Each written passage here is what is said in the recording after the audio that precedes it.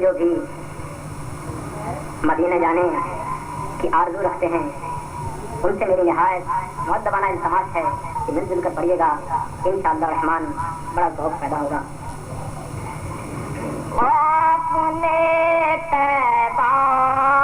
چلے حج کا مہینہ آ گیا، قافلے طیبہ چلے حج کا مہینہ آ گیا، ہجر میں سینہ جلے حج کا مہینہ آ گیا، ہجر میں سینہ جلے حج، دل میرا رنجور آنکھ بھی ہے مضطرب، دل میرا رنجور آنکھ بھی ہے مضطرب، قلب فرقت میں جلے حج کا مہینہ آ گیا، قلب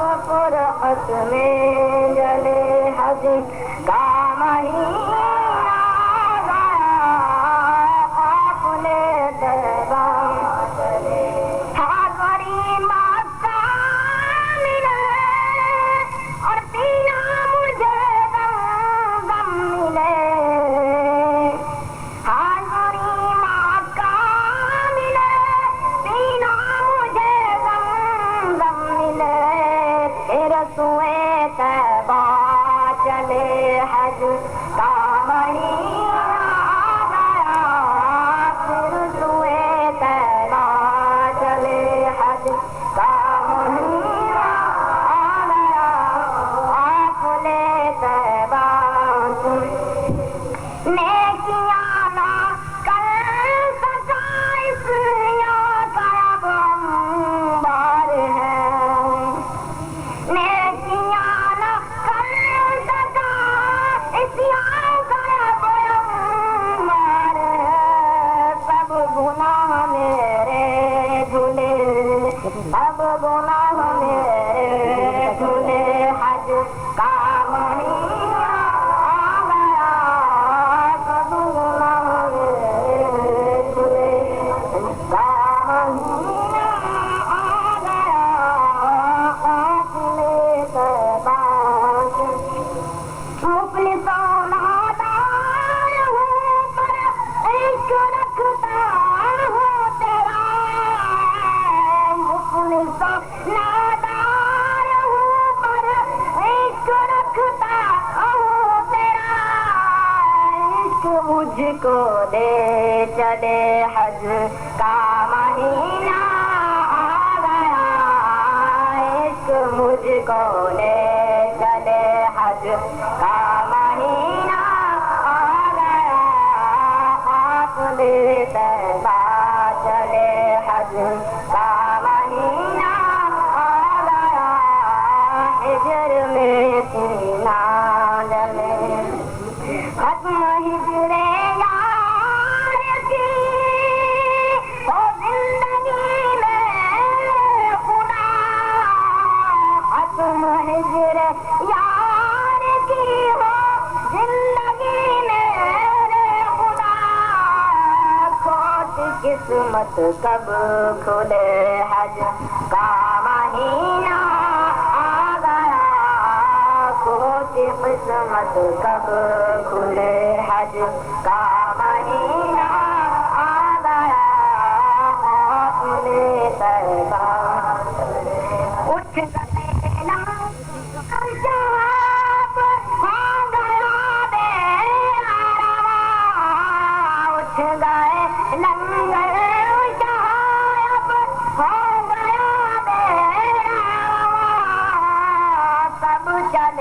ہم رہ گئے حج کا مہینہ آ گیا سب چلے ہم رہ گئے حج کا مہینہ آ گیا اپنے طیبہ حاجیوں رو رو کے میرا عرض کر دینا سلام حاجیوں رو رو کے میرا عرض کر دینا سلام حاضری تم کو ملے حج کا مہینہ آ گیا حاضری تم کو ملے حج کا مہینہ آ گیا اپنے طیبہ چلے حج کا مہینہ آ گیا ہجر میں سینہ جلے حج کا مہینہ آ گیا اے خدایا خوب کو شربت ہوتا دید کا اے خدا یا خوب کو شربت ہوتا دید کا کب تلک یہ یہاں جلے حج کا مہینہ آ گیا کب تلک یہ یہاں جلے حج کا مہینہ آ گیا اپنے طیبہ جلے سبحان اللہ. یہ تھے ہمارے جناب منیر احمد قادری صاحب جو کہ ہمارے حضرت علامہ مولانا محمد یعقوب قادری صاحب کا لکھا ہوا کلام آپ کے سامنے درد اندانہ لہجے میں پیش کر رہے تھے. اب محفل نعت کا اختتام ہوا جاتا ہے. محترم پیارے میرے بھائیوں، اکثر و بیشتر شیطان جو ہے انسان کے دل میں وسوسے ڈالتا ہے کہ یار یہ کیا ہر وقت جو ہے محفل میلاد کا انعقاد کر دیا جاتا ہے، کیا فرض ہے، کیا سنت ہے، کیا لازمی ہے.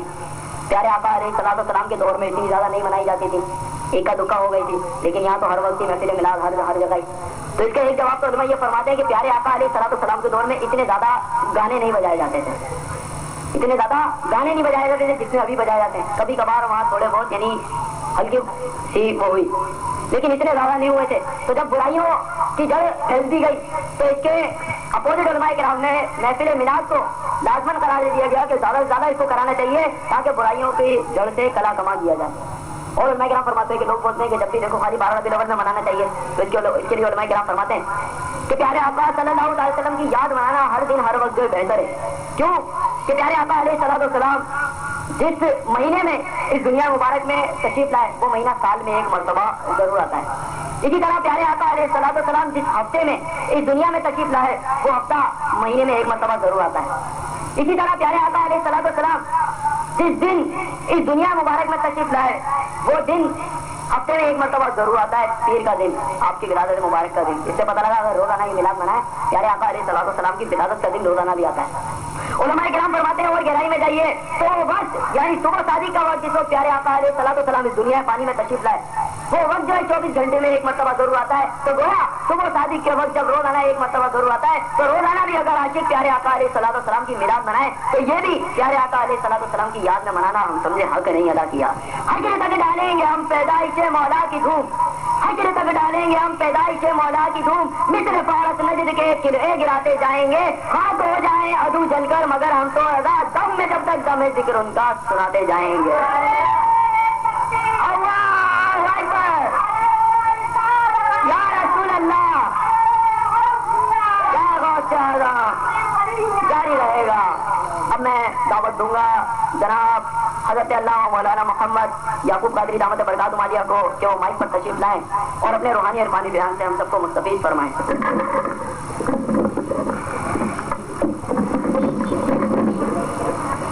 تمام بھائی تھوڑا دیواروں پڑھانے وسیم. الصلاۃ والسلام علیک یا رسول اللہ وعلی آلک و اصحابک یا حبیب اللہ. الصلاۃ والسلام علیک یا نبی اللہ وعلی آلک و اصحابک یا نور اللہ. پیارے پیارے بھائیوں، اللہ تبارک و تعالی قرآن میں ارشاد فرماتا ہے اطیعوا اللہ و اطیعوا الرسول، کہ اطاعت کرو اللہ کی اور اس کے رسول کی۔ تو یہاں رسول سے مراد پیارے آقا صلی اللہ تعالی وسلم کی ذات ہے۔ جہاں بھی قرآن میں الف لام الرسول آ جاتا ہے تو وہاں پیارے آقا صلی اللہ علیہ وسلم کی ذات مراد ہوتی ہے۔ تو اس آیت میں اللہ تبارک و تعالیٰ نے ہمیں اپنی بھی اطاعت کا حکم دیا اور ساتھ ہی پیارے محبوب علیہ السلام کی اطاعت کا بھی حکم دیا۔ محترم پیارے پیارے بھائیو، اللہ کی اطاعت تو یہی ہے کہ اس کے نازل کردہ فرمودات کے تحت جو ہے مطلب زندگی گزاری جائے۔ اب اللہ کا نازل کردہ فرمودات کیا ہیں؟ قرآن ہے اور پیارے آقا صلی اللہ تعالیٰ علیہ وسلم۔ تو گویا اگر ہم نے پیارے محبوب علیہ السلام کی اطاعت کر لی تو گویا اللہ کی اطاعت خود بخود ہو گئی۔ اسی چیز کو اللہ نے قرآن میں ایک اور جگہ فرمایا وَمَن يُطِعِ الرَّسُولَ فَقَدْ أَطَاعَ اللَّهَ، کہ جس نے بھی رسول اللہ صلی اللہ تعالی وسلم کی اطاعت کی تو گویا اس نے اللہ ہی کی اطاعت کی۔ محترم پیارے پیارے بھائیو، رسول اللہ صلی اللہ علیہ وسلم کی اطاعت کیا ہے؟ یہی ہے کہ آپ کے طریقوں پر عمل کیا جائے، جیسے آپ نے کام کیے اور ہمیں حکم دیا ویسے ہی ہم اپنی زندگیوں کو گزارتے چلے جائیں۔ چنانچہ پیارے آقا صلی اللہ تعالی علیہ وسلم نے ارشاد فرمایا کہ جو بھی میری سنت سے محبت کرتا ہے وہ مجھ سے محبت کرتا ہے، اور جو مجھ سے محبت کرتا ہے وہ کل قیامت میں میرے ساتھ جنت میں ہوگا۔ اسی طرح پیارے آقا صلی اللہ تعالی وسلم نے ارشاد فرمایا کہ جو بھی میری سنت کا تارک ہے، میری سنت کو ترک کرتا ہے، اس پر میری شفاعت جو ہے یہ حرام ہے۔ اسی طرح مزید اس دور کے بارے میں ارشاد فرمایا کہ جب فتنہ فساد کا دور آ جائے، ایمان پر قائم رہنا ایسا ہو جائے کہ جیسے ہاتھ پر انگارہ، تو اس فتنہ فساد کے دور میں اگر کوئی میری اطاعت کرے گا، میری ایک سنت پر عمل کرے گا تو اللہ تبارک و تعالیٰ ایک نہیں دو نہیں بلکہ 100 شہیدوں کا ثواب اسے عطا فرمائے گا۔ تو محترم پیارے پیارے بھائیوں، پتہ چلا اطاعت رسول کرنے سے اللہ کی اطاعت ہو جاتی ہے، اللہ تبارک و تعالیٰ راضی ہو جاتا ہے، جنت مل جاتی ہے، اور سب سے بڑھ کر پیارے آقا صلی اللہ تعالی وسلم راضی ہو جاتے ہیں کہ جب یہ راضی ہو جاتے ہیں تو جنت بھی مل جاتی ہے اور یقیناً رب بھی جو ہے راضی ہو جاتا ہے۔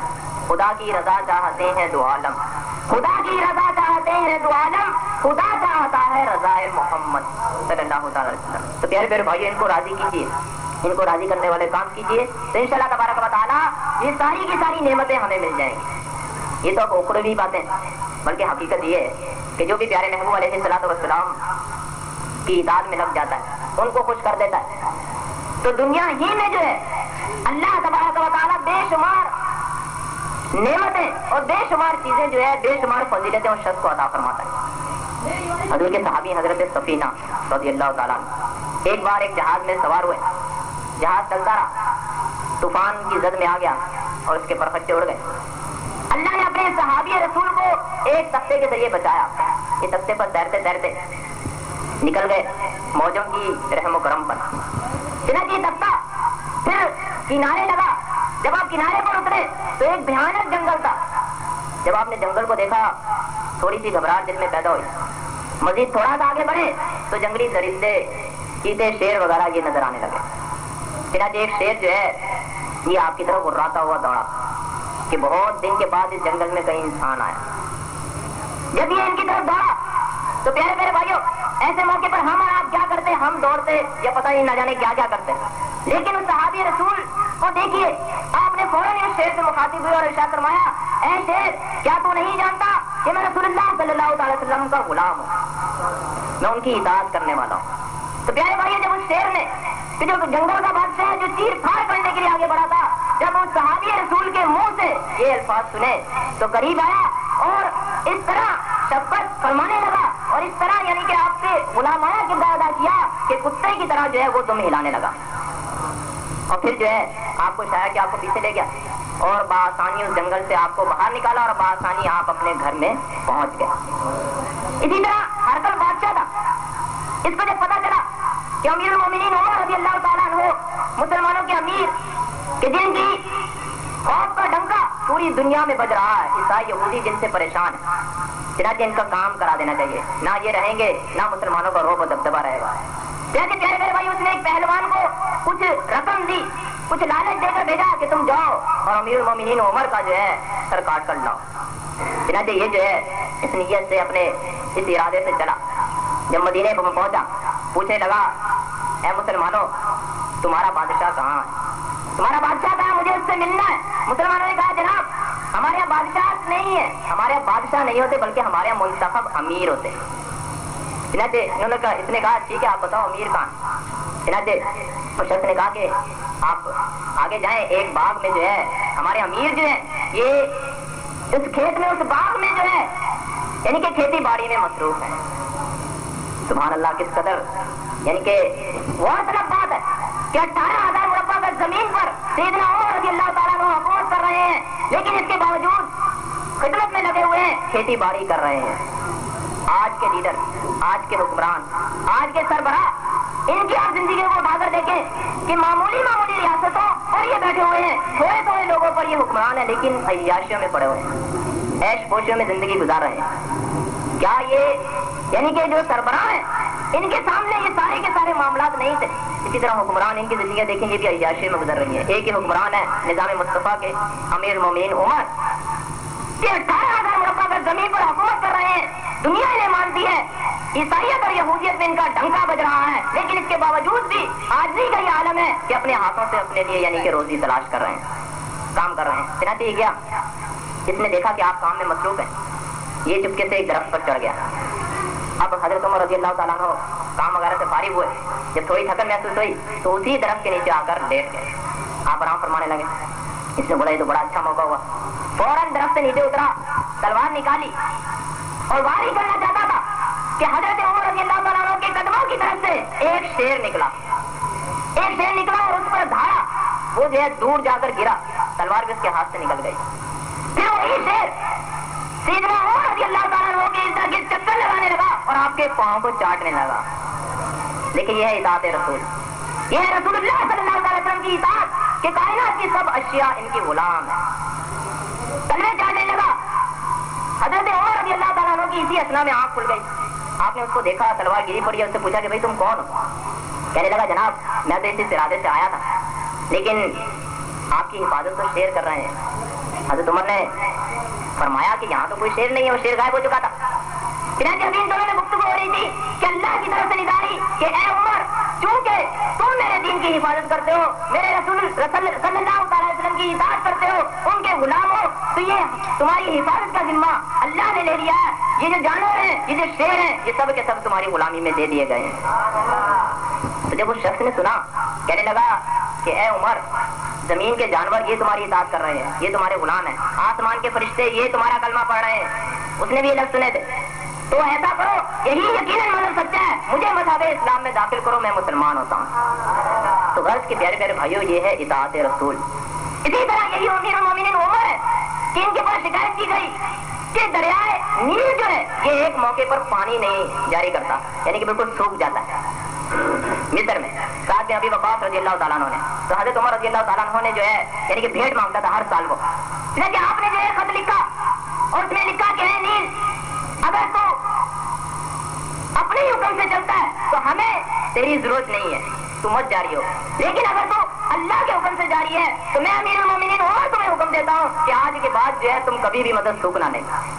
چنانچہ وہی سوکھا ہوا دریا جس میں جب امیر المومنین عمر رضی اللہ تعالیٰ عنہ کی لکھی چٹھی ڈالی گئی تو روایتوں میں آتا ہے کہ وہ دریا ایسا جاری ہوا کہ آج تک جاری و ساری ہے. تو پانی بھی ان کی زیر تسلط ہے. تو محترم پیارے پیارے بھائیوں, کہنے کا مقصد یہ ہے کہ اطاعت رسول کر لیجیے, ساری دنیا جو ہے یہ ہماری اطاعت کرے گی. جو کہ اس در کا ہوا خلق خدا اس کی ہوئی, جو کہ اس در کا ہوا خلق خدا اس کی ہوئی, جو کہ اس در سے پھرا اللہ اس سے پھر گیا. چاہے تو اشاروں سے اپنے کایا ہی پلٹ دے دنیا کی, چاہے تو اشاروں سے اپنے کایا ہی پلٹ دے دنیا کی, یہ شان ہے ان کے غلاموں کی, سردار کا عالم کیا ہوگا. تو بس محترم پیارے پیارے بھائیوں اطاعت رسول میں لگ جائیے, انشاءاللہ تعالیٰ ہم اس میں لگ جائیں گے تو یہ سب کی سب اشیاء ہماری اطاعت کرنے لگیں گی. اسی چیز کی طرف ڈاکٹر اقبال نے اشارہ کیا کہ محمد سے وفا تو نے تو ہم تیرے ہیں, کہ محمد سے وفا تو نے تو ہم تیرے ہیں, یہ جہاں چیز ہے کیا لو قلم تیرے. اللہ اکبر, یا رسول اللہ, یا غوث اعظم. تو بس محترم پیارے پیارے بھائیوں یہ تھی ان کی اطاعت کا معاملہ. جب تک یعنی کہ مسلمان اس طرح اطاعت رسول کرتے رہے تو ان کا یہ حال تھا کہ ہر چیز پر ان کی حکمرانی تھی. جب سے مسلمانوں نے اطاعت رسول کو چھوڑا تو در در کی ٹھوکریں کھاتے پھر رہے ہیں. دور کی بات تو چھوڑیں, مطلب بندے کے اپنے گھر کے لوگ اس کے کنٹرول میں نہیں ہے. باپ بیٹے کا کہنا نہیں مانتا ہے, بیوی شوہر کا کہنا نہیں مانتے. تو یہ کیوں ہوا؟ یہ اس لیے ہوا کہ ہم نے اطاعت رسول کو چھوڑ دی. تو جب ہم اس ڈر سے ٹکرا دیے گئے تو پھر کون سا ڈر ہے کہ جس پہ ہم لپٹ کر جو ہے دونوں جہاں کی کامرانی حاصل کر سکتے ہیں؟ کوئی ڈر نہیں ہے. تو محترم پیارے پیارے بھائیو, اگر ہم چاہتے ہیں کہ دونوں جہاں کی فلاح و کامرانی ہمیں مل جائے, لوح و قلم پر ہمارا تسلط ہو جائے, دنیا میں پھر مسلمانوں کو عروج مل جائے, تو ہمیں کیا کرنا ہوگا؟ اطاعت رسول کرنی ہوگی. اطاعت رسول کیا ہے؟ نمازوں کی پابندی کرنی ہوگی, سرکار کی سنتوں پر عمل کرنا ہوگا. دین اسلام کسی چیز سے منع نہیں کرتا, لیکن دین اسلام یہ چاہتا ہے, پیارے آقا صلی اللہ علیہ وسلم یہ چاہتے ہیں کہ تم جو بھی کام کرو, حتیٰ کہ ٹوائلٹ جاؤ, پھر شادی بھی کرو تو میرے طریقے کے تحت کر لو. میرا طریقہ جو ہے ان سارے کاموں کو تمہارے لیے عبادت بنا دے گا. تو محترم پیارے پیارے بھائی, دونوں جہاں کی فلاح و کامرانی ہے, لیکن نہ جانے ہمیں کیا ہو گیا کہ ہم در بدر کی ٹھوکریں کھا رہے ہیں اور ان کے در پر نہیں جاتے کہ جن کے در پر ہمیں دونوں جہاں کی نعمتیں مل رہی ہیں. تو محترم پیارے پیارے بھائی, دعوت اسلامی یہی سوچ دے رہی ہے کہ کب تک ہم در بدر کی ٹھوکریں کھاتے رہیں گے. آج بھی وقت ہے, اب بھی ٹائم ہے. اس نبی صلی اللہ علیہ وسلم سے وابستہ ہو جائیے, اس کے سچے امتی بن جائیے کہ جس کا امتی بننے کے لیے نبی بھی ارمان کیا کرتے تھے. نبی بھی ارمان کرتے تھے, لیکن اللہ نے محض اپنے فضل و کرم سے ہمیں ان کو امتی بنا دیا.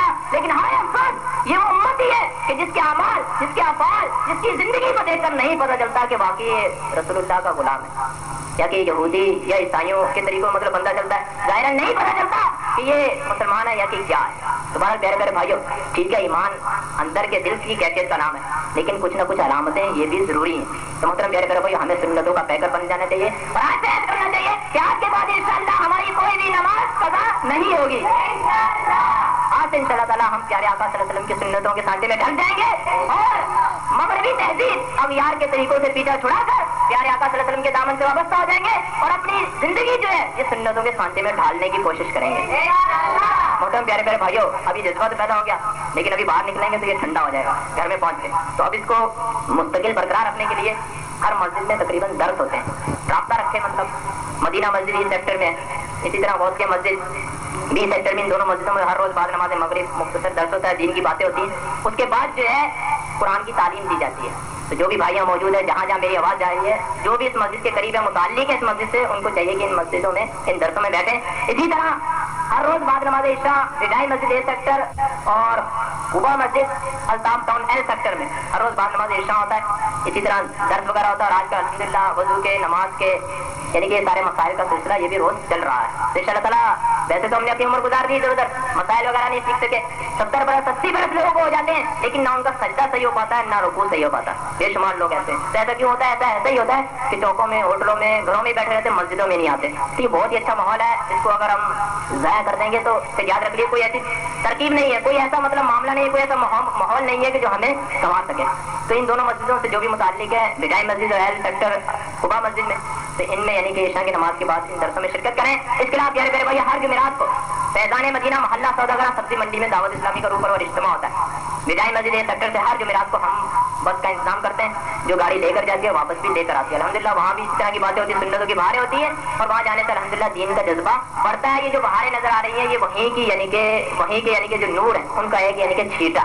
تو بہرحال پیارے پیارے بھائی, کوشش کر کے ہر جمعرات جانے کی کوشش کریں. اس کے علاوہ پیارے پیارے بھائی, جہاں ہم خود نہیں ہو جائے, ہمارے بچے نہیں ہو جائیں, وہیں ہمیں چاہیے کہ اپنی خواتین کو بھی نیک بنائیں. تو اسلامی بہنوں کے لیے ہر اتوار کو 4 بجے سے 5 بجے کے درمیان مکان نمبر C492 والے بن کریم بھائی بیٹھے, ان کے گھر پر خواتین کا اجتماع ہوتا ہے. الحمدللہ حال وغیرہ بنایا, ذکر وغیرہ بھی ہوتا ہے, دعا وغیرہ بھی ہوتی ہے. اسی طرح یعنی کہ دینی باتیں ہوتی ہیں اسلامی بہنوں کے لیے. تو ہمیں چاہیے کہ اپنی ماؤں کو, بہنوں کو, بیٹیوں کو, بیویوں کو ان اجتماع میں بھیجیں. انشاءاللہ تعالیٰ جب وہ صحیح معنی میں رسول اللہ صلی اللہ علیہ وسلم کے غلام بن جائیں گے تو یقیناً آپ کی بھی, ہم کی بھی, ہم سب کی مطلب اطاعت کرنے لگیں گے.